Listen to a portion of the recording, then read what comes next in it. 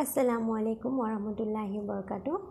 আজি আমি আকৌ নতুন এটা ভিডিঅ' লৈ আহিছোঁ আপোনালোকৰ মাজলৈ। আজি ভিডিঅ'টোত আমি শিকিম কেনেদৰে আমি যদি কিবা এটা আশা পূৰণ কৰিবলৈ যদি থাকে বা আশাটো পূৰ্ণ হয়, নতুন যদি আমি গাড়ী চাড়ী বা নতুন সা সম্পত্তি আমি বঢ়াব লওঁ বা পইচাৰ যদি আমাৰ আৰ্জেণ্টলি প্ৰয়োজন হৈ থাকে বা ঘৰত বৰকত আহিবলৈ মানে ঘৰৰ উন্নতি হ'বলৈ এই দুৱাটো আপুনি পঢ়িব পাৰে। যি ক্ষেত্ৰতে নহওক আপুনি খালি আশাটো মনতে ভাবি আপুনি দুৱাটো পঢ়িব লাগিব।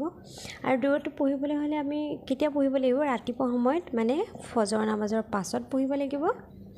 আৰু দুৱাটো আমাৰ এনেধৰণৰ, প্ৰথমত আমি পঢ়িব লাগিব দৰুদ পঢ়িব লাগিব 3বাৰ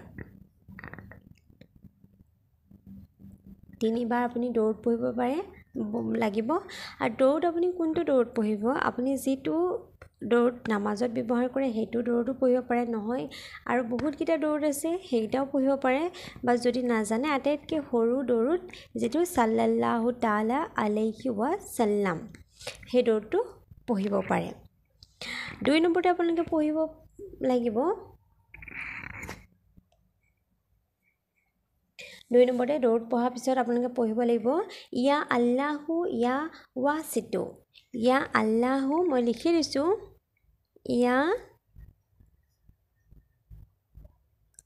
আল্লাহু ইয়া ৱাছিতু। এইটো পঢ়িব লাগিব, আপোনালোকে পঢ়িব লাগিব 41 বাৰ। এইটো পঢ়িব লাগিব।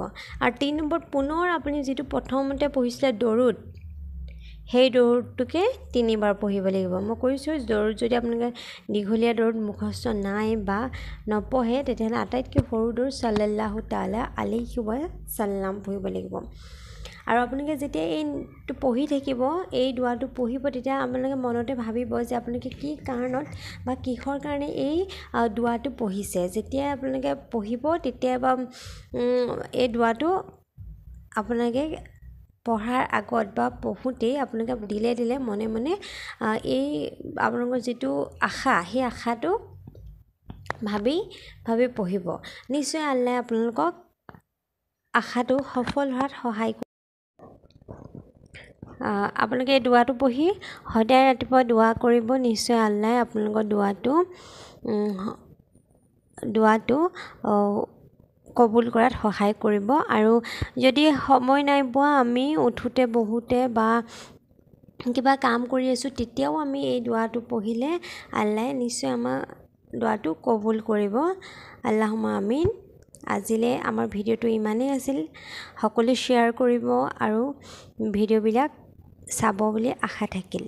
লগতে চেনেলটো ছাবস্ক্ৰাইব কৰি দিব। যিহেতু দুৱা দৰুদবিলাক আমি জনাটো নিতান্ত প্ৰয়োজন। অন্ততঃ এগৰাকী নহয়, দুগৰাকী নহয়, অন্ততঃ আপোনাৰ শ্বেয়াৰে এখন ঘৰৰ বৰকত বা এখন ঘৰত আগবাঢ়ি যোৱাত সহায় কৰিব বুলি আশা আছে। আপোনালোকে নিশ্চয় শ্বেয়াৰ কৰিব। আসসালামু আলাইকুম ওয়া ৰাহমাতুল্লাহি ওয়া বাৰাকাতুহু।